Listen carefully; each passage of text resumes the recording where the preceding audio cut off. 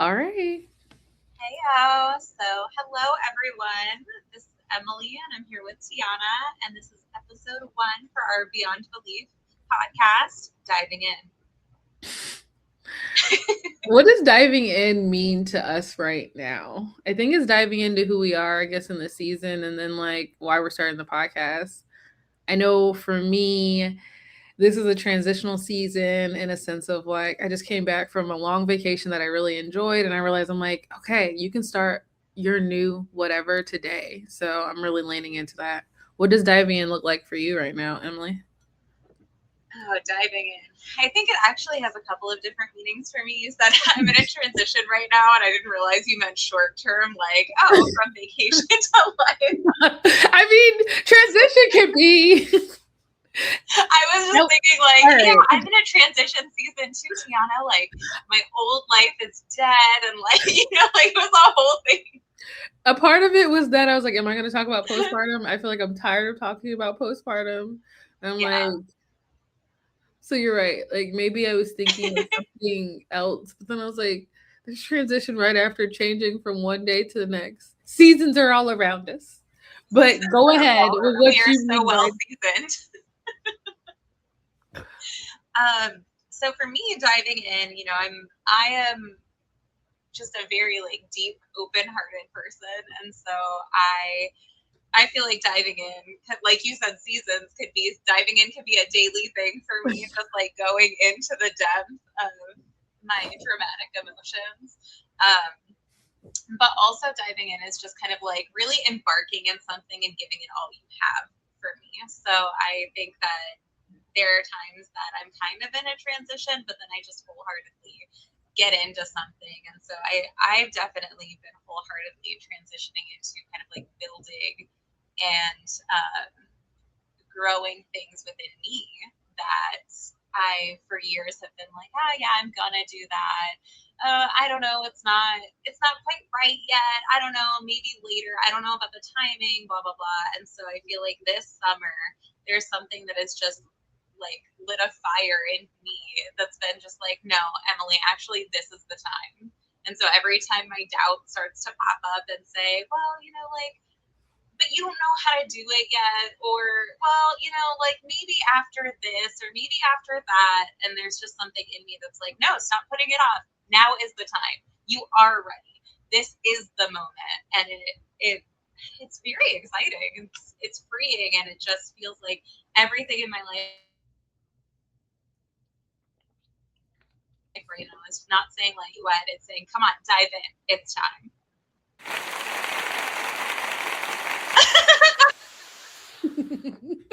I love that. I love that for you. I love that for me.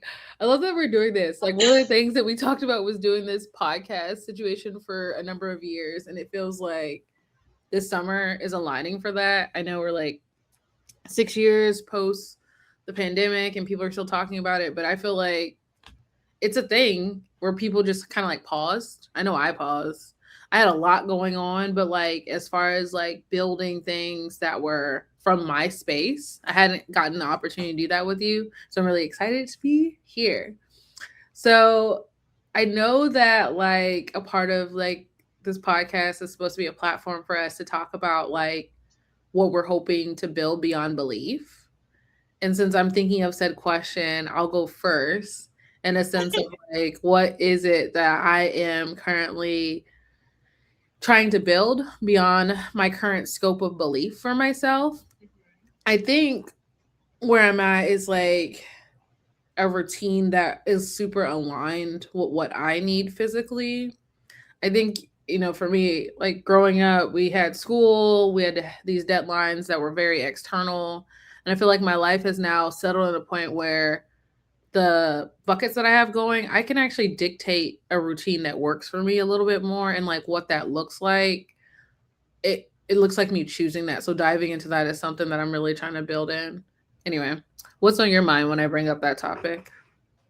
I think, I mean, it's very similar, and it's kind of like it, this season of me diving in didn't have to be in 2026. It didn't. It could have been any year before. But I think that what you said about alignment, might be exactly right. I don't know if like my mind needed to be in a certain place. Maybe I had to go through certain things or experience certain things to finally put on my heart, like, hey, you're ready. So, beyond belief for me is kind of like pushing past doubts, pushing back past fear, pushing past all of those like limiting factors that we really put on ourselves. And I think that we don't necessarily realize we're putting that on ourselves, you know, or if we talk to friends and family about things. I remember I was going to take a big risk 8 years ago. I was going to take a big risk. And I remember talking to somebody about it, and she was like, I love that you're excited about this. What I want to challenge you to do is not tell too many people. And I was just kind of like, what do you mean? Like, I want to tell everybody, I want to make this real. And she was just like, I worry that if you tell too many people before you get started, they're going to put their fears and their doubts and their Mhm. concerns on you, and you won't really get started and jump into it.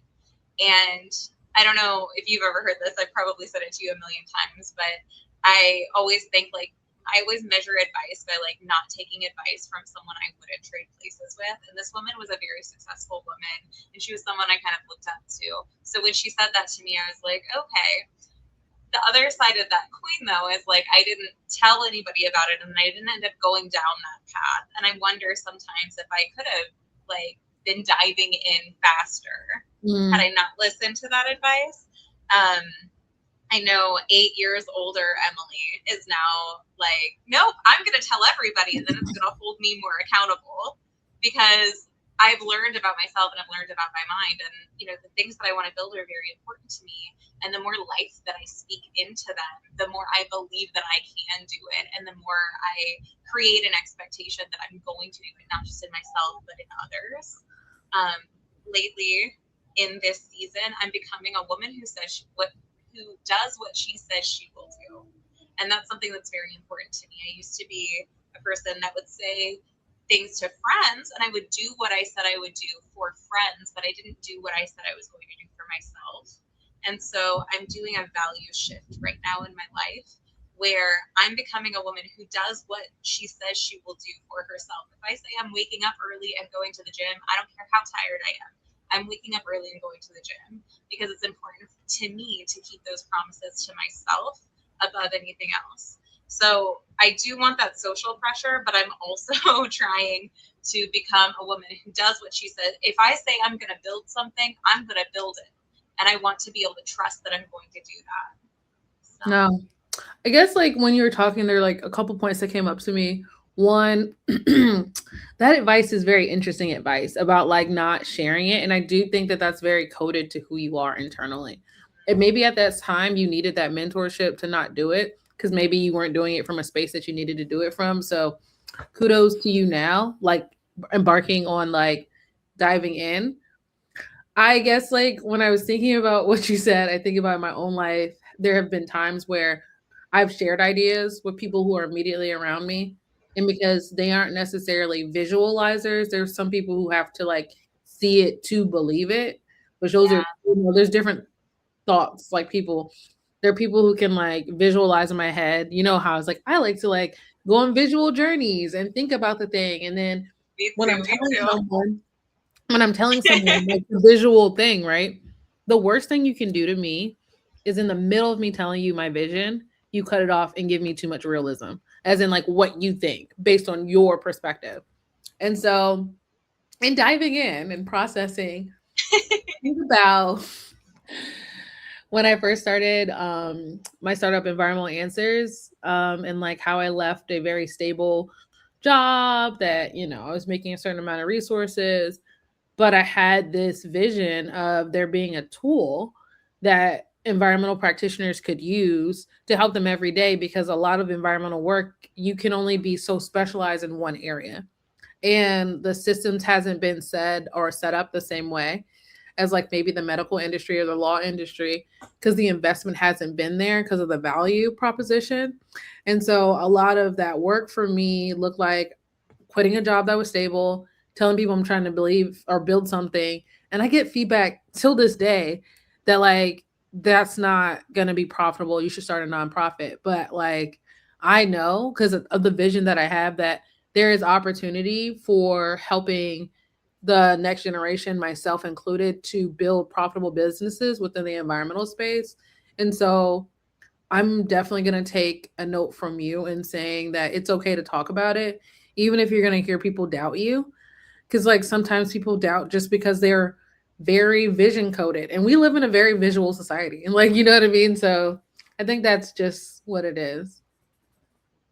We have talked a long time about the fact that 90% of what people say is about them and not you. And as you were talking about that, and like, you know, the things that people say, like just because they can't visualize it or they don't, I think another layer of it is, could they see it for themselves? Do they believe that they could do something like that? Do they think it would work for them? And it reminds me of years ago when I decided to move to Brazil. And I was like, yeah, I'm going to move to Brazil and it's going to be fun. And I was really excited about it. And then I told people about it and they were like, Brazil's so dangerous. That's not going to work. Like, oh my gosh, you shouldn't go over there.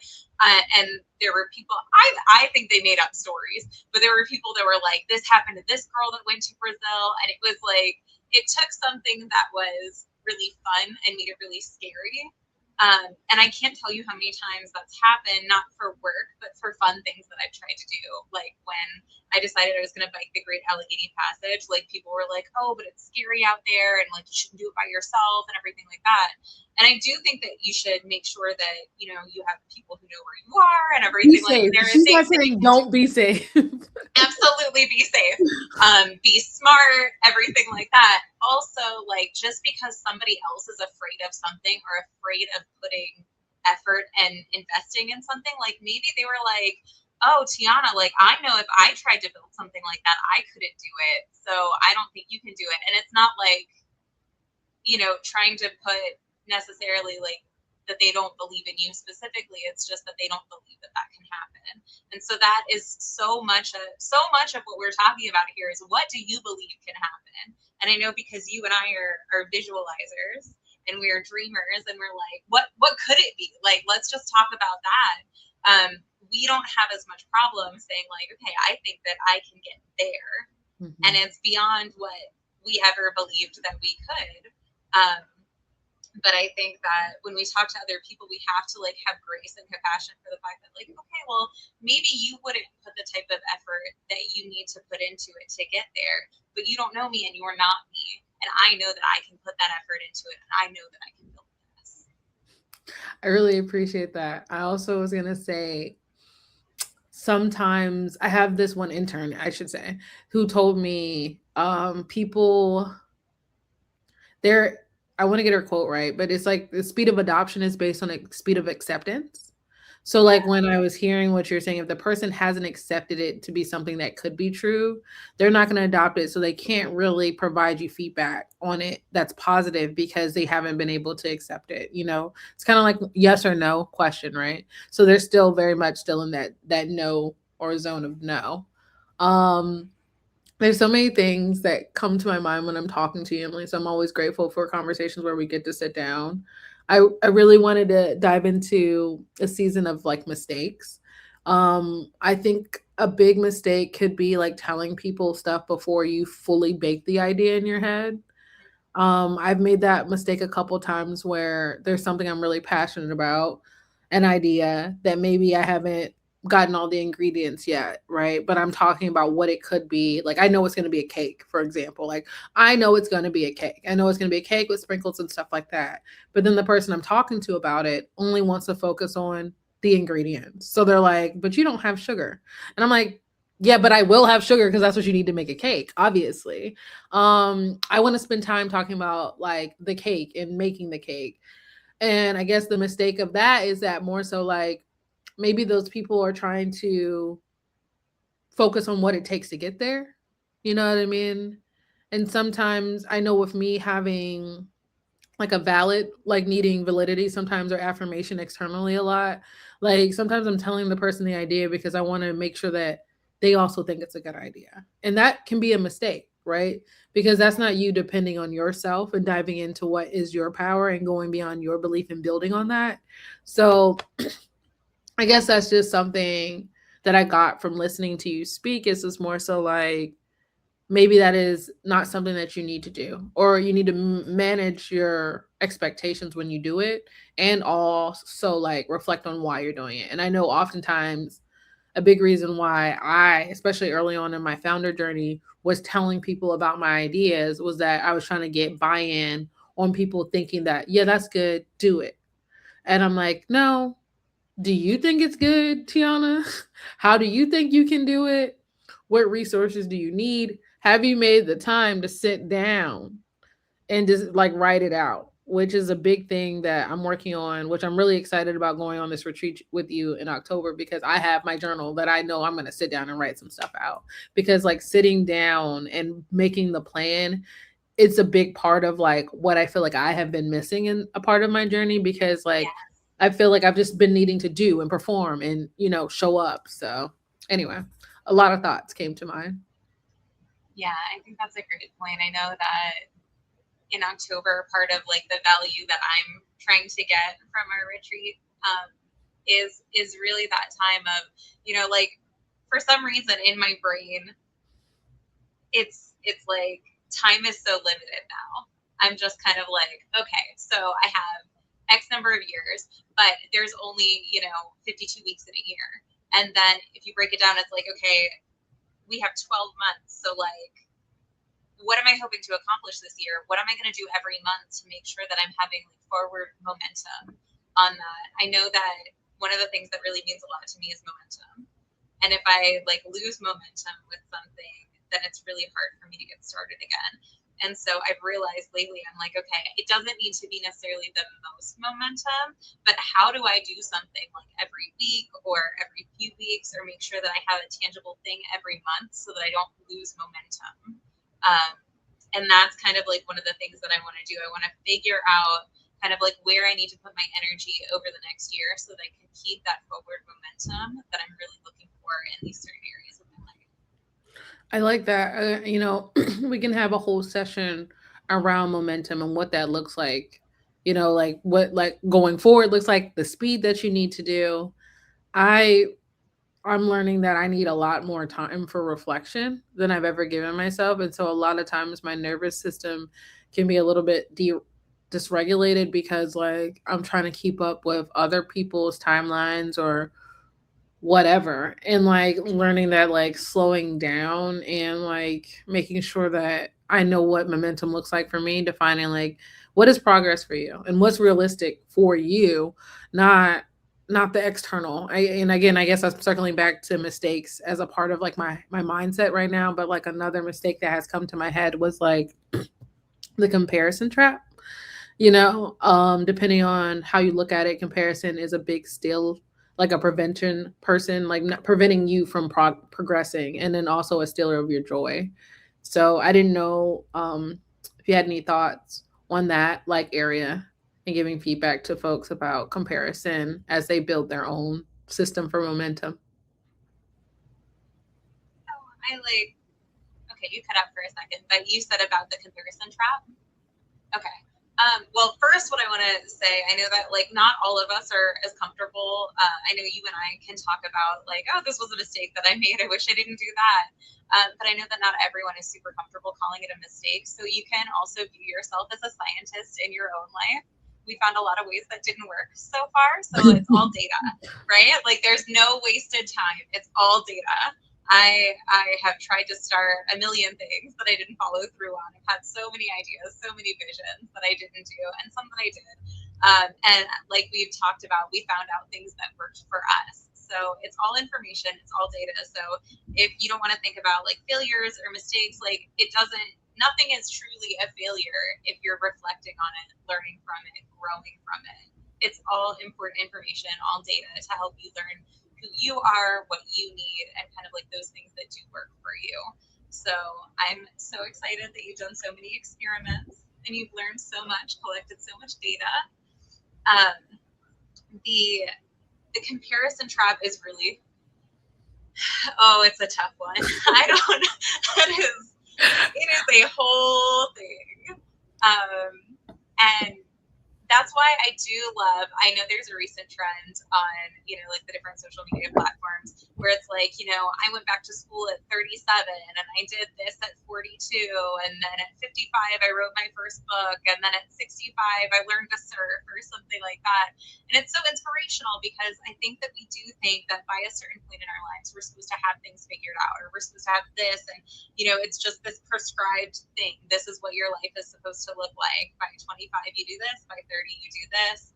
And I think that's just something that, we're socialized into when we're younger, and we see these people doing certain things around us. I know I grew up in a really small town in West Virginia, and most of my friends still live in West Virginia, and I live in Florida, and I've lived around the world. And I don't have all of the things that they have, and my life doesn't look like theirs, but this non traditional life has really worked for me. And, I feel that if I only compare me with me, I love my life and I'm so happy with it. And then if I start looking at what other people have that maybe things that I want too, I'm just like, oh, did I make a mistake? Like, should I have stayed there? Should I have done this? So I absolutely fall into that trap. And I have to say, like, Emily, this is your life. Like, this is about what you want. This is about building you.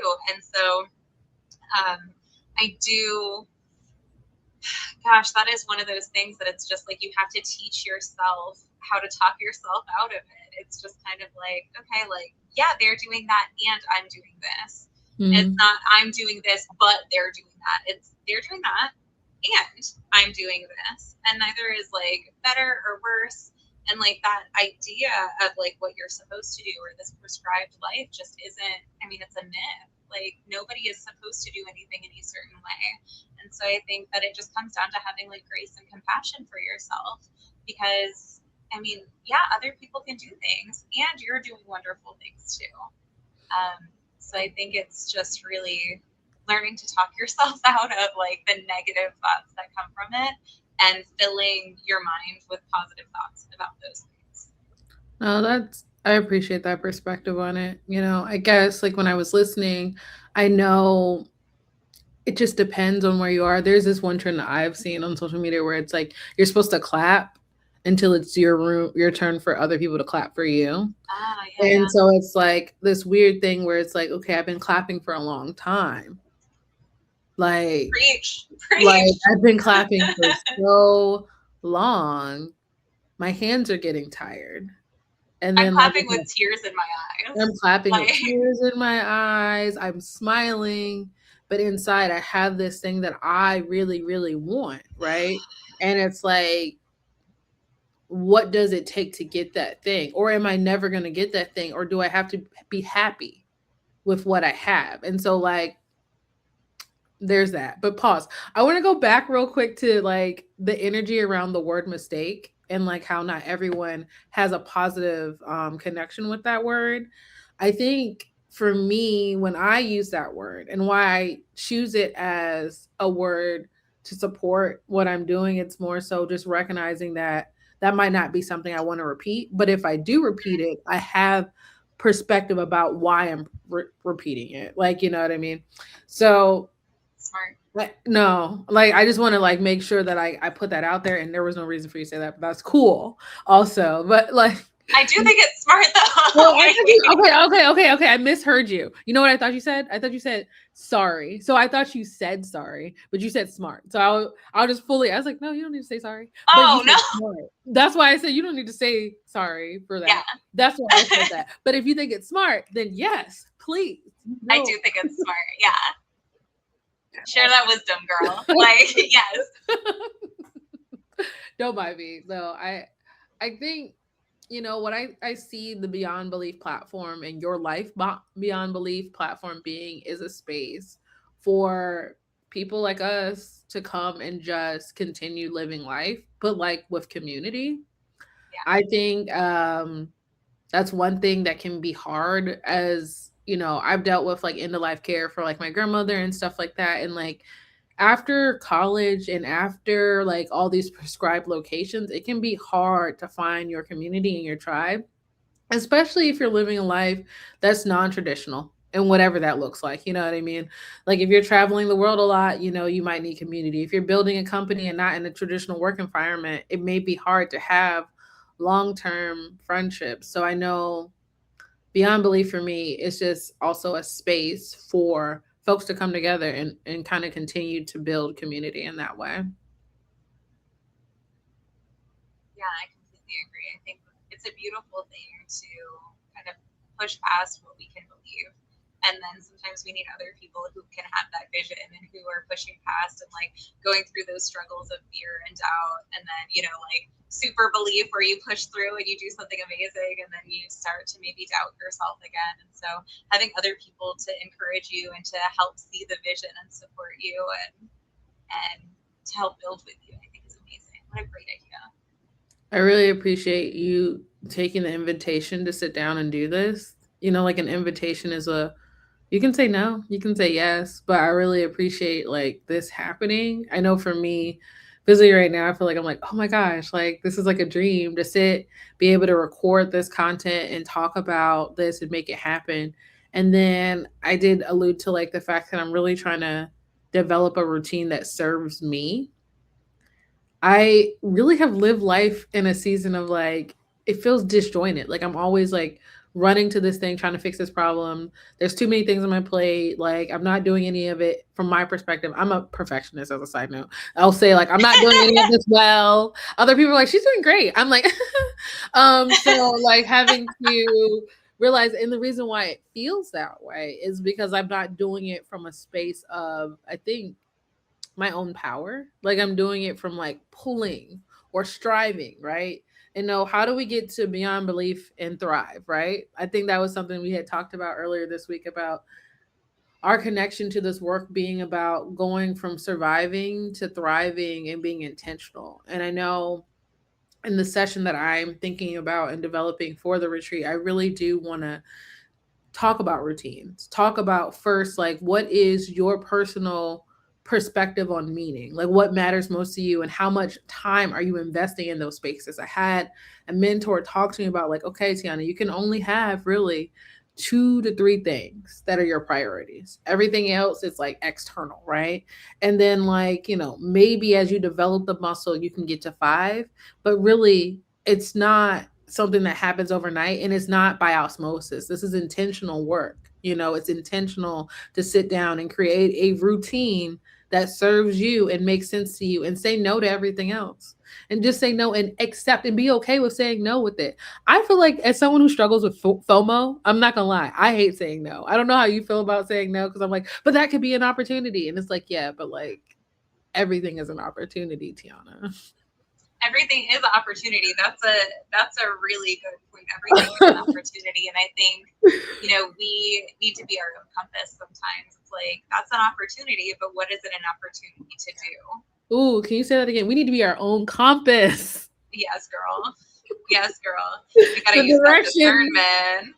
Like, is this part of my direction? No, it is not. No, thank you. Mm-mm. No, thank you. Where And there is sometimes a I have map. to say yes to realize Yeah. that it's a no. Mm-hmm.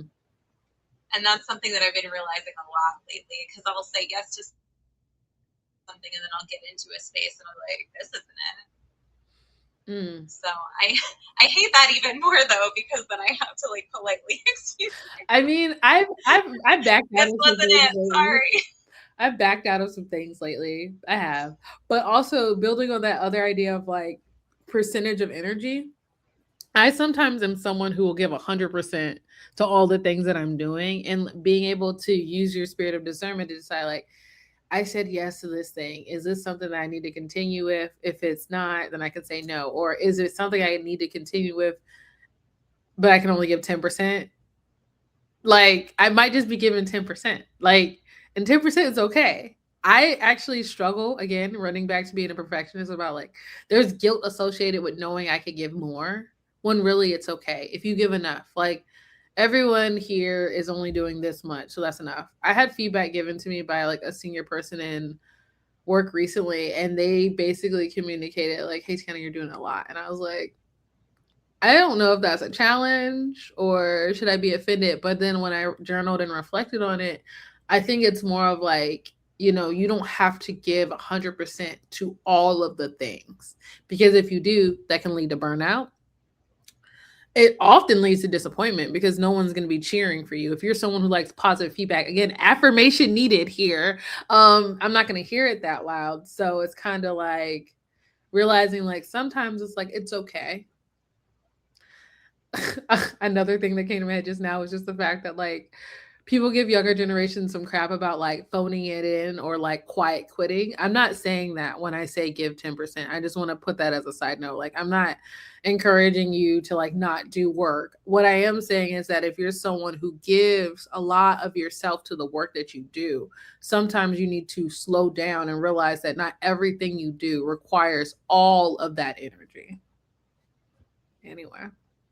I completely agree with you as someone who wholeheartedly jumps in, dives into everything all the time. Nothing is unimportant.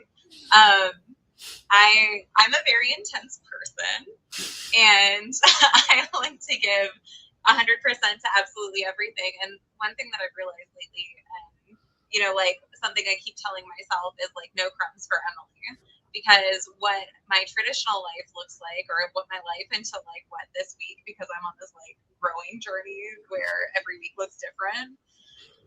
So Better my every growing week. journey, yeah, better every week.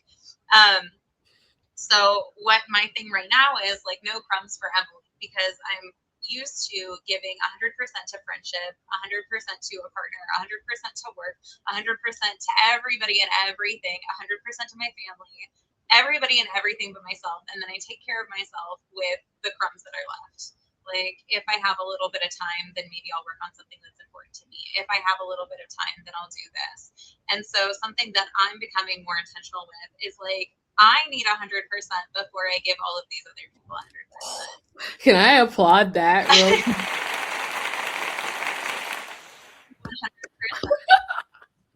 I've been going through my life resentful that other people are not giving me 100% because I'm giving them 100%, and there's no reciprocity there. And I'm like, when is somebody going to give me 100%? Like, when is somebody going to care for me the way I care for other people? And then I have had a shift in myself where I'm like, oh, shoot, like, I'm going to do that. And so it's like I'm looking at the ways that I care for other people, and I'm trying to say, okay, would I do this for my friend? Would I do this for my friend? And it's something that I'm trying to say, okay, what does Emily need so that I can perform those things for her? Like last night, I was tired. I had a really exhausting day, and I wasn't feeling well. And I was like, man, like I wish I had like a husband that would run to the store to get this, this, and this for me, because like I have friends who like their husband when they are not feeling well, they go to, and I was like I really don't want to do it. But then what got me off the couch and like going to do it was like I want to know what it feels like to have someone care for me that way, so that when somebody comes along and they don't care for me in that way, I can recognize it and I can say that person isn't for me, because I'm showing up for me the ways that I need to be shown up for. And so I'm not taking crumbs because I am giving myself 100%. Girl, you need something from the store? We're going to go get something from the store, and you're going to feel better and you're going to feel nourished tonight. So like I went to the store, and when I came back, I like had the nourishment that I needed. I got some healthy foods and everything like that, and I felt so much better at the end of the night when I was going to bed. And so that's just one way, like that in addition with I do what I say that I'm going to do for myself. I work out when I say I'm going to. I take care of myself the way that I say I'm going to. I'm not giving myself the crumbs anymore. I'm giving myself 100% and then trying to give other people and other things what's left over, because they don't deserve my 100% the way I deserve my 100%. No, that's really good. And I really appreciate that. I think that I would love to have a session where we talk about no crumbs at the retreat No because crumbs. I think there are people who would benefit from that. And, you know, I think about, I said I wasn't going to talk about postpartum too much, but I'm going to have this little tiny, tiny little Let's do it. section. No crumbs, Well, girl. no Take crumbs. it. Uh, when you have a kid, especially like the way in which I had a kid, like my mom and I aren't necessarily all the way like close to one another physically, so she's not able to help me a lot. So like essentially like I'm having my kid with me, my husband, we're figuring it out together. my dad's not well, I have support here and there, but not the type of support I guess I really visualize, like, or visualize for myself when having a baby. Like, I have these, like, because of movies and what I assume based on social media posts, the level of support other people had, I assume that, like, people are getting a lot of help with their babies. I actually don't know. I have no idea. I could be receiving even more infinite help than I realize than others are getting. But I, like I was telling you earlier, and I appreciate that feedback, struggle with the comparison trap of assuming that there is a life that's better than yours. But sorry, that just made me think of J. Cole. There is a J. Cole song that's there's no life that's better than yours. No such thing. Keep that in your head. So like my head is just more like there's no such thing. There's no such thing. Because if you have it in your head that there's a better life than yours, then you can't enjoy yours. So, and so I guess like the point of the tangent of talking about like postpartum when it comes to no crumbs is more of like even when it comes to having a baby, you getting up in the morning and make sure there's time for you to be alone with yourself, whatever that looks like, that's worth it. You know what I mean? That's worth the extra amount of sleep. I know we all need sleep, trust me. I'm not saying don't sleep, but I am saying that Right. like having the time. I know like today, for example, I got up and like a couple hours before my family. And I was able to have my vitamins and drink my water, and nothing was going on. Granted, it wasn't a lot of time, but it was enough time for me to just have that moment. It's really, I feel it in my nervous system as being like, oh, okay. And that's a no crumb mentality in my mind of like getting up and make sure that that's the first thing you do. Don't like fit your health related thing in when it fits well for others or around the thing. Put that as the basic. That is the foundation. And I guess I'm saying it to myself right now. My foundation for my routine is centered around what I need as far as my health for my body. I think I actually have a meeting later with a dietitian because I'm working on like my blood sugar. Main point of the story. When I go into the meeting later on today, I think I'm gonna go with her and say, like, hey, we gotta start like today, and this is gonna be my foundation. Like I need to work on making my foundational meals. So what that actually looks like for nurturing my body as I'm going through this transition of healing my relationship with how I've used food in the past. You know, and I know that I also struggle with envy, which is an emotion that I want to like dive into of like assuming that other people's parents taught them these things or understood these things or had the privileges to understand what food was used for in the body. So then they wouldn't have to unlearn behaviors that I'm learning to unlearn or adapt. So, like, moving from envy and resentment, I think just building upon the no crumb situation, it's the investment in yourself first. So thanks for going on that thought journey. I think that I think that it's really important that your mind has kind of like gone from like, um, okay, I'm going to put myself wherever I fit to like, okay, like let me prioritize this for myself. And I'm really proud of you. It takes courage to move from like not really investing as much in yourself, even though we don't see it that way. We're just like, okay, we're just investing in everyone else, Mm-hmm. to really prioritizing investing in yourself because it's really important to care for yourself in that way. And so I wanted to circle back to healthy for my body is what you said, like building that foundation that's healthy for your body. And I want to highlight the fact that you're not just saying what you eat and whether or not you exercise and like those traditional things that are just like, okay, I'm healthy, because you can work out and you can eat right and everything like that and you can be healthy, but something you keep bringing up is your nervous system. And I think that, Mm-hmm. we're starting to focus as a society more on like our nervous system responses, but I think we have a lot of work to do with that still, because like your nervous system responds in any situation. And so it's not just putting the right fuel in your body, moving enough and everything like that. It's also paying attention to how you feel in certain situations, to whether you're pushing yourself too hard, to whether you're keyed up in your nervous system, because that's not just like it's a mental and physical response. And so part of caring for your body, as you said, is taking that time so that you like have a moment to yourself where you can calm your nervous system before we have to be reactive to the rest of our lives. And so I love that not only are you saying like, okay, I want to do this thing with, like my diet and figure out how to care for my body in this way. And you're also saying, I need to care about my body and how my body is responding to just everyday life and give myself space to be able to care for myself so that I can keep responding to everyday life. So I just feel like you need like the clap track for Oh, that. I get a clap Clap track. track for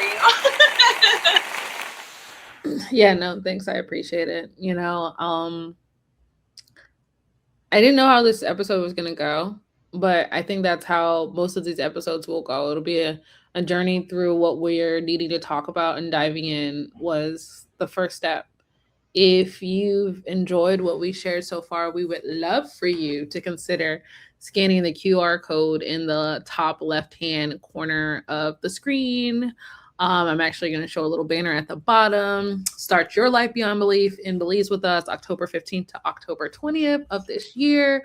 We're looking forward to having you join us. This is a limited selection. There is not a lot of seats for this intentionally because we want to have deep conversations like this.